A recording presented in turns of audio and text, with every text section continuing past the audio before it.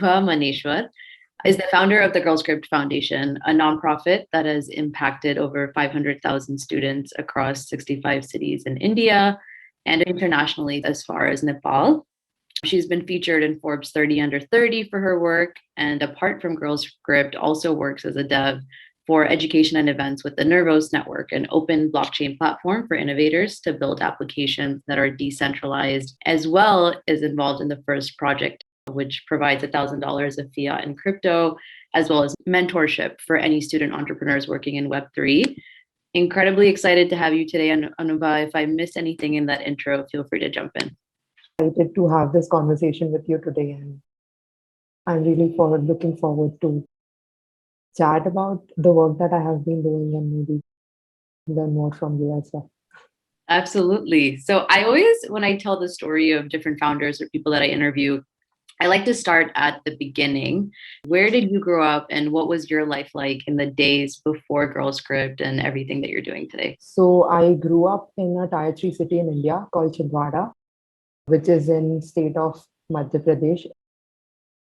So childhood was pretty basic, like grown up in a middle class family. I was, I think, a very competitive child from the beginning and very introverted. And later, I think I changed that a bit when I started my journey in tech. But initially, I was very studious kind of a kid. One of the reasons I always like to start where people began is that people often forget the journey of what it takes to really build something. There's a quote directly from your TED Talk where you tell the crowd, many of you are idealizing people's success, but not the process of how you've gotten there. And so I would love to start with some of your early experiences with failure, whether that's like failing an exam, or I know we spoke last week about how you switched universities to Nagpur. What did you learn about yourself and about failure in those early days? Yeah, sure. I think my life was like a straight line for a lot of years till high school. When I started preparing for entrance exam to go to undergrad and do engineering, my life took a U-turn. I couldn't get a good rank in the entrance test. And then after that, I took a year drop to prepare again. And then I wrote the test again.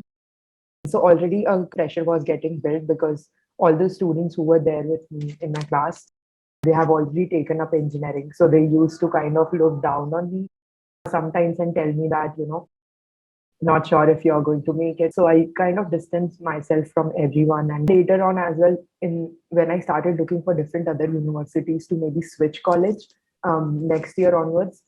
But I think my father took a meeting with the college on Saturday, and Tuesday he passed away with a heart attack. So fortunately, I was there with my family when they needed me the most, and especially my mom. So yeah, I mean, at that time, I think I was about to turn 18, but I saw everything. Like I had my 18th birthday just next month. So I saw like my father passing away. And then the next week, the university results came, and I never failed a test or I never got a zero. But the university didn't check my paper properly. And at that time, I got zero in mechanics, like which is one of the subjects in engineering. But at that time, I was looking at the results and laughing because my life was already so miserable. Mm-hmm. But I think I'm really grateful to all those experiences, because if it would have not happened, I would just be a normal girl doing normal things. And it's good to be a normal girl. I'm not saying that it's not. And I mean, people are really fortunate to have that kind of life. Sometimes I also kind of envy it that maybe I could have had a normal life, But yeah, I'm really grateful that I could help more people now. Prior to this conversation, I reached out to people on Twitter about questions they might have for you. And one of the ones that multiple people came back to me with was, how did you get started, right? So now there's 500,000 people through your programs. I'd love to learn about how you first started your journey in tech and what advice you would have for people that are eager to do the same. When I failed so many times, like earlier, there was a constant determination, or I would say reminder to myself that I don't have to stay here. I have to get out of this college, do more for myself and for my family. I have to not just earn money, but I have to learn. And that is why I kept on learning on the internet. So I think that really helped me. I used to utilize my phone. Like I didn't even have a laptop when I was doing computer engineering, but I had a phone. So I used to like search, see like different topics, what other companies are doing in tech, what are the opportunities. So similarly, while scrolling Facebook one day, I found this form which said International Women's Day celebration at Google. So I just filled the form. 1 month later, I got an email that you are invited to Google Hyderabad's office to attend this event. So I remember that I took a bus from Nagpur, and my mom was really scared to take an overnight journey alone. But I was like, no, I need to do this. I changed my clothes in the bus itself, and I just ran and I just went to Google's office and I got ready there in the washroom, and then I attended the event. But I was very curious and I wanted to learn, and I didn't want to leave anything because at that time I didn't have anything to lose, I can say. Like I wanted to go all in. So I attended the event. I even asked questions, and I think one of the questions I asked is that how to get internships, which was like very basic question. But then a lot of people who were there were really senior to me, like Google head of safety and security India, or people working with Amazon, Flipkart as software developers. So they all came to me and they were telling me their journeys and their experiences. So what I learned is that ask as many questions possible and get visibility because people want to help you. Similarly, like one of the person was there, used to work on Google Maps, but she had a close connection with Mozilla community. So she's like, why don't you start with community building, or why don't you join Mozilla? So then my community journey started. I ended up working with a lot of companies and communities at various roles. And one of the tips that I got from there as well, that don't wait for the perfect opportunity. Like right now you are a student, so take up anything. So I just took my first job as content writer, and it was not even technical. It was non-technical, and I used to get 50 rupees for one blog writing content. Yeah. But I just took it. I mean, and I ended up working even with PNG, even with like smaller companies in India, which were growing at that time. At my final year of my engineering, when I was graduating in 2017, I realized that there are different organizations, but there are no organization who are customizing education for the students or understanding students from a student perspective. Also working for tier 2, tier 3 city student who have a very different story, different background. They want to get opportunities, but they are never aware about it. And they have no like language skills. They cannot speak properly. They are sometimes underconfident, although they have talent. I mean, people need to be aware of these opportunities because they are equally talented as somebody studying at a premier college or a university. And in fact, these are the people who need more help than somebody who is already People there. at a high level. Well, before we go directly into GirlScript, I think in everything you just shared, you talk about these moments where you said you knew you had to go on the bus, you knew you had to take that job to get the blog post. And I think that ties into this big theme of the ability to take risks. And it's, I think, how do you know when to take a risk versus when you hold back? Especially being an entrepreneur, I think we live in a world today where people have like this glamorized idea of what entrepreneurship might be, and that's really directly tied to risk. So I'd love to know how you approach taking risks, especially being a founder for 7 years now. Yeah, so I have a very simple approach. And yesterday I talked to one of the founders whose company got acquired by Apple later on. So, and I think we both agreed on it's all gut feeling. Like you know it because you don't have any boss above you to tell you that this is the direction or this is right or wrong. The more you empathize with the people you are building, I think step into their shoes and ask yourself whether if I would have been a student, this education organization would have been useful for me or not. If that is a strong yes, and you must take that risk or that do that idea. But then if you feel that okay, this is not right, sometimes if you can just try it out or maybe make it a side hustle and not just take risk on all of your money or all of your parents' money, but just do it as a side project. Try it out with a few people in your area. Maybe just choose a location and do it. So yeah, there are different takes on it, to be honest. Like there is not a perfect answer, but I think first is gut feeling, because your gut never lies to you. Like, just keep on asking to yourself, and talking to yourself as an entrepreneur is really important. The second thing is that try it out, like not in a massive scale, but on a smaller scale to understand whether this works or not. Third is to gain not just a mentor, but anybody who you feel has gone through similar stories. So even while choosing mentor, not just who is having a number of followers and a lot of limelight on them, but somebody who has gone through the journey and you closely observe them and really want them to have a take on the decision and you really trust them, because later on you don't want to regret come back that I took a risk because of you and now I have failed. What was the moment that you decided you were going to take a risk on Girls? So I was representing Mozilla in one of the events called Maker Fest in India in Mhm. Ahmedabad. I met one of the founding members of Mozilla India community who leads Collab House in Hyderabad, and he has a lot of other ventures as well. So he told all of us, we were sitting and he told us that how he brought like Mozilla India and represented. There were just two people and all of that. So it got me goosebumps and I was literally crying just listening to Mm. that story, because I could feel that spirit of educating people or empowering or representing something from the country. So yeah, I mean, I sort of connected with him, although I didn't know him like really well. When I got a chance to be like alone with him, I told him that, I have this idea called GirlScript and I want to educate people who are from tier 2, tier 3, especially underrepresented groups. And I actually want to give them a perspective from, because I am a student as well. So I feel that I would understand them better. And that's why I want to do this organization. Mhm. And then he kind of made it very easy. He was like, yeah, okay, just do it. I mean, why are you waiting? If you feel like, If only it was that easy, but I guess it is. Yeah. yeah, I mean, to think about it, it sometimes sounds stupid, but then it also sounds like somebody just pushing you and saying, okay, just do it. I mean, don't wait for, anything. When I came back from that event, and I just kept thinking that just do it, and don't wait for it and try it out. So I just did a workshop on WordPress next month just after coming back, and I named it GirlScript, although it was not registered Mm. organization or anything. I just created like Facebook page at that time. I don't think I even created Instagram, or I think I created Twitter and a Facebook page, and then I started posting. I wrote to different WordPress companies who were outside India that I'm starting a project in India and would you like to support? So it was just cold email. And fortunately, I got responses from 7 to 8 companies who really wanted to support the Mm. WordPress company. So I got an audience of 200 people who attended that workshop. Did you say Yeah, 200? yeah. Wow.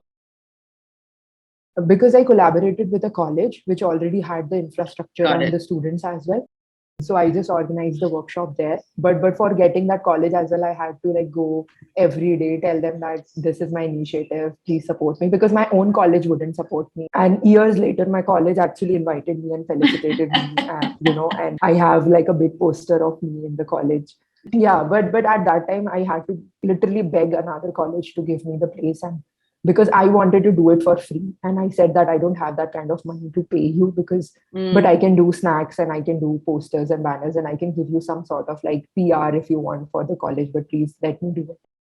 But it was a success. And then later on, a lot of my friends from Mozilla and other communities started pinging me that what is this Go script and we also want to get involved. So that is the initial steps we took for the organizations. Then other people also took leadership and they also started running workshops in their cities. And it Yeah, grew from there. One important thing is you were able to identify what you saw as some of the key problems with education yeah, in India and in the cities around you, and what are the technology solutions to those problems. And yeah, in your TED talk, you talk about what you see as being these three phases of education: the skills phase, the books phase, and the marketing phase. And I'd love to hear more yeah. about, what do you think this marketing phase is, and what are some of the problems in education that you see today? Yeah, so I feel that right now, especially in India, education has become, and even the biggest companies who have turned to be unicorns or who have got so much of money through this industry, even the startups,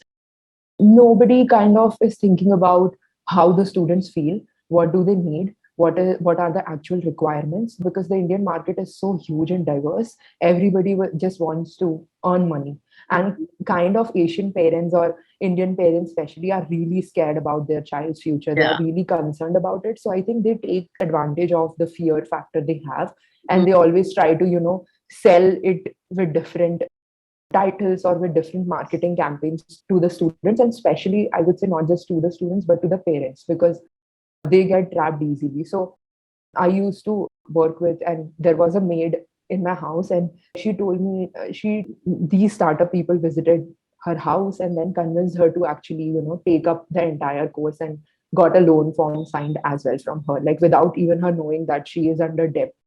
So I think the marketing phase involves like everywhere you go, even the coaching institutes or which are like tuitions additional to the school in India. So there is huge marketing and the business is of billions of dollars. And there was a report, it is supposed to grow like more than 50% in next few years. So it's kind of bad because there is no customization. Nobody wants to understand the students, what background they come from. There is no personal mentorship. All of this are the pillars that are missing from the system. And this is why I call this phase a marketing phase, because earlier people were more dependent on books, but now it is all about Instagram ads or Facebook ads, just trying to hit the target audience so that they buy the course. So internet has kind of become like a shopping mall. And even if I type like learn Python, it will show me 50,000 results. And then how would I get those results? How would I know which one is legitimate and teaching me the correct things? So there is no foundation on that due to internet. So yeah, it's going to get worse if we don't work on the problem right now. Well, you hit it on the nail, which is the industry is expected to grow to around 10 to 11 billion within the next 5 years. And what are the solutions you think GirlScript is working on to address some of these problems and create new and improved learning opportunities for students? Sure. So when we started GirlScript, initially it was just a group of people teaching in local communities. I didn't want to become an entrepreneur. I did not even understand what is this, and nobody in my family was doing any kind of business or any non-profit or organization. So I had no role models and no clue what I am doing. I got my company registered because I organized a workshop before launching GirlScript called Django Girls. And there one of the students was lawyer. And I got my company registered because she said, this is the best structure for your company. I was like, okay, do it. Like, I trust you. So because I was also a student, like I did not know a lot about legal things and what should be my company structure and form. So, but I think what we did with GirlScript was later on when students came with specific problem and we felt that a lot of students are facing similar kind of problems, we started creating programs out of that. So, for example, one of the programs like GirlScript Summer, right now, like this year, it has around 8,000 participants from 14 countries, which is like an open source contribution program. So we started it in 2018 and now around fifth edition is going on. So we started this because a lot of people felt that there are bigger level programs like Google Summer of Code, Outreach, programs like that. But then there are many people who have never heard about open source and open source organizations and even the programs that other bigger companies are running. So how to bridge that gap? And they also didn't know about mailing lists, which is common way of communicating between these open source organizations, even IRL channels or Twitter. So they were not active on all of these spaces where they are communicating. So how to bridge the gap? So that is why we started GirlScript Summer of Code, where there was no initial criteria to make an open source contribution. We just select all those people who want to get started, take them into the program.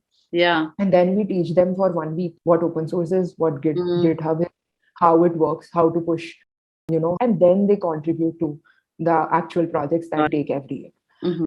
So this is just one example. And similarly, we started building other programs as well to help students. We customize the program according to what students want or where they are getting stuck, not what we want to serve them. My vision is to reach every smaller village or town, especially in India and maybe outside India as well, wherever students need help, and then teach them from the basics and customize the programs for them and for their region. The two big things that stood out to me there, I think, is the focus on personalization, as well as teaching foundational skill sets. We are now talking about Web3 and a lot of like bigger technologies, chain or maybe crypto. But right now, there are still students who cannot draft a proper email. Like they cannot write a proper email to actually send to a recruiter. So there are very basic and foundational skills that are missing. That is why I think especially in developing countries, there is a huge problem of unemployment because the population is so much and we are not focusing on the foundational skills, but we are running after the fancy words. One of, I think, the most unique aspects of what you've done is the focus on community. The founder of Reddit, he recently tweeted something where he said, there's never been an easier time to build community, but because of that, it's next to impossible to succeed without community backing you. I'm curious why you think community is so important, because you started this, 6-7 years ago and prioritize it from the beginning. And what are your best tips around how to scale community?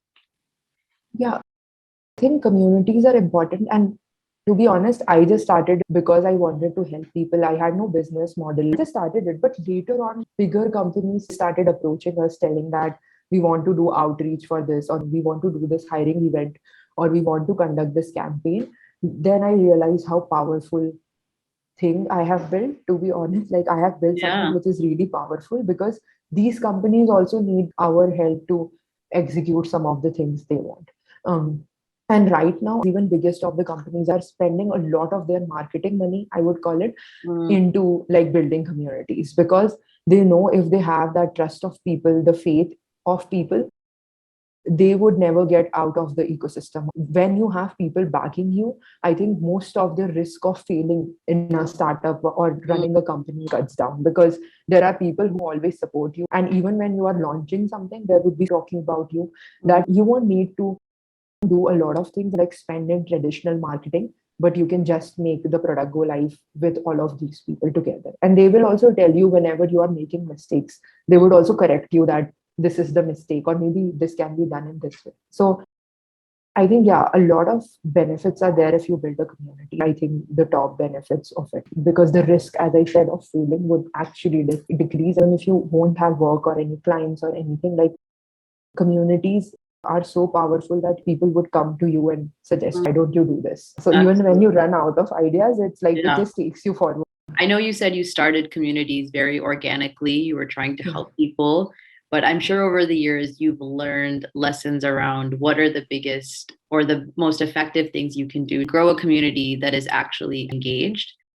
What are some of your learnings there? So I think people, if you want to run a successful community, you need to understand what the people as a community member want. One thing is to learn. So make sure that you are providing something to them which increases their knowledge or just improves them in some way. They should feel that, okay, they are changing by being a part of your group. The second thing is some people come here because they know a lot of things, but they want to get recognized.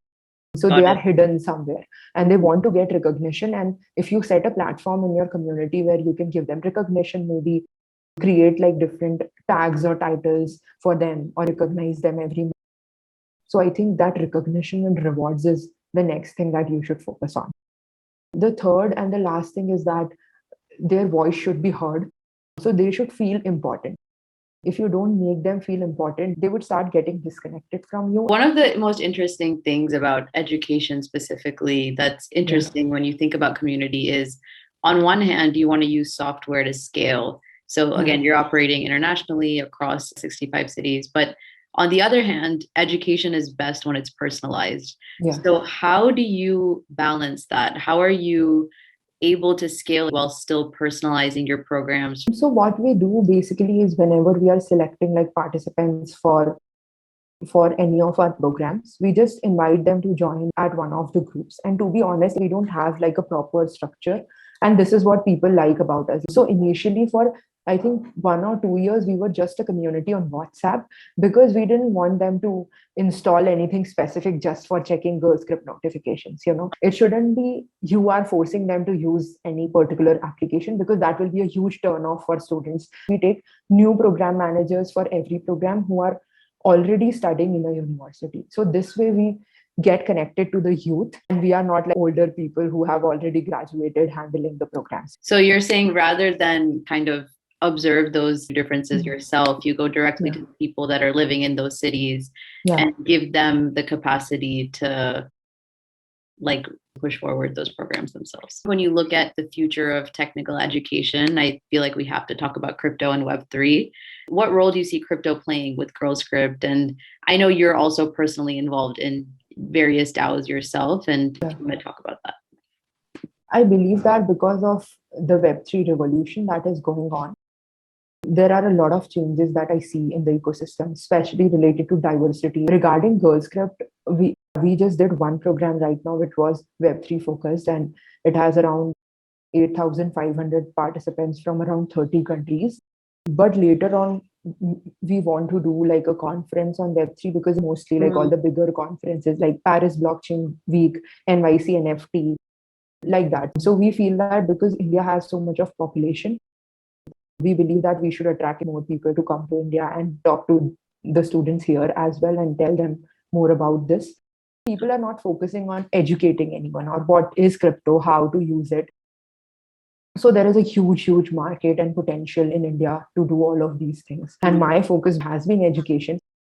What do you think in the programs that you've run? What is the extent of curiosity you see for Web3? And do you think it's earlier in the environments you've seen in India for Web3, or people are ready to take it on right now? So there are people or the students who are really young, but they have started already taking different roles, and they have even started working.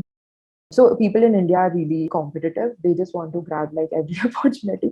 I think, yeah, I just feel that everybody in Asia most is like that because of the environment they get from childhood when they are growing up. A lot of organizers also said that with GirlScript only first time we got to know that there is something called Web3. Like we have never heard about it before this. Okay. But I think we just had 51 organizers and around 8,000 participants. I don't think we have touched even like 1% of actual Indian population. So there is huge work that needs to be done. There's this quote by Balaji's that I think of where he talks about how when Web 2 began in the US, I believe it was like 10% of people in India had access to the internet. But now at the rise of Web 3, it's 51%. So that's, again, this huge difference of people that, like you point out, have the potential to be on the future of this technology. But it's about, building those foundational education. And I want to end with what you are doing to give back beyond these programs. So you've talked to me about the programs you run for children across different slums in India. I would love to have you speak a little bit to that. Sure. So a lot of opportunities I get is from LinkedIn or my social media. So people just DM me saying that this is the problem we face, or I try to like respond to like everyone mostly. And so there was one of the DMs that I got from one of the managing directors or directors of Child Rights in You India. So they messaged me saying that they want to do a technical program for these slum children and they have these locations.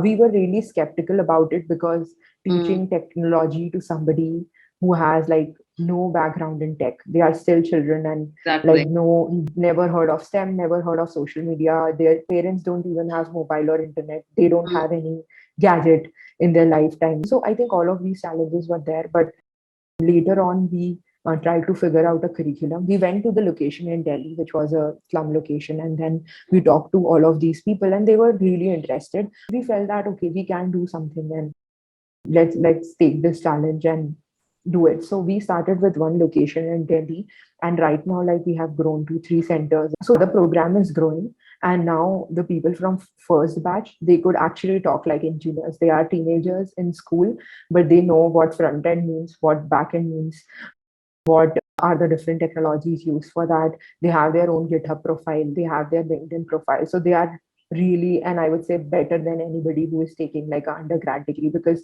they were so dedicated towards the program. And thankfully, there was one of the sponsors who was ready to like support us. So they gave laptops for the students so they could come to the center, use the laptops and the practice and all of that because they had no machine of their own. So yeah, so we did all of that. And right now, I think when I visited again, like last year, they were really confident. And it was not just change in technical aspects, but also like in their personality. I always like to end with, looking back on all the years that you've built GirlScript, the things you're thinking of working in crypto. For people that are starting, or if you were to give yourself advice when you were first beginning, going into that Mozilla community, what is the piece of advice you would give yourself? I would just say, like, believe in yourself and have a vision for yourself. So, no matter how unrealistic it is, or you would feel that this is really crazy, but there are celebrities and people who have changed their life in one lifetime. So, if it is possible for them, don't feel that they are celebrities and you are a common people because they were also common some point, So just think about that if they can do it, you can do it too. And no matter how crazy it sounds, it will happen if you take the direction and keep on reminding yourself that this is your goal and you want to achieve it. So When I was 20, I just made a vision board. So I attended this class called Future CEO program. Like I got a scholarship there. And I just attended one program because I had to travel 800 kilometers from Nagpur to Pune to attend that class on weekends. So I couldn't Wow. continue it on Yeah. weekends. But I did attend one class, first class of the program, and there they gave us like a bunch of newspapers and a chart paper, and we had to cut the newspaper and then stick it on our chart paper and make a vision board, like what we want to do in next 5 years. And I was 20 and I did not have GirlScript back then, I guess, and I did not have any idea of what I'm going to do in my life, but Yeah. I just wrote very random things, and I still have that image of that chart paper. And I actually wrote that I want to become like a Forbes Asia like list. I want to become a TEDx speaker. I want to travel the world. I want to have good time with my family. So I had a family picture there, and I want to buy a car or like get a place for myself. So I wrote a lot of personal goals and a lot of professional goals, which also said that I want to support women and do something for open source development and all of that. And I think I did not even know back then what I am writing. Like it was just an Yeah. exercise in a class. But when I actually started looking back, I understood that, oh, this is actually I wrote, and now I am, living it. So it happens. I mean, if you believe in it and you are constant towards your work, it will definitely happen. So my last like takeaway from this conversation to other people would be just to believe in yourself and just keep on working towards it, no matter whatever people say. Yeah. That's the perfect place to end. I have nothing more to add. Exactly what you said. What stays in your subconscious and the vision that you're having is foundation for everything that is to come. And I think it's especially important to remember that at 20, you could not have predicted where GirlScript would be 7, 8. There was no GirlScript. There Yeah. was no GirlScript, right? I think is the biggest takeaway from your story is, and the work that you are doing and will continue to do, is to remember, like you said in your tech talk, focus on the journey, not the destination of where someone is. Thank you so much, Anubha. This was super great to talk to you.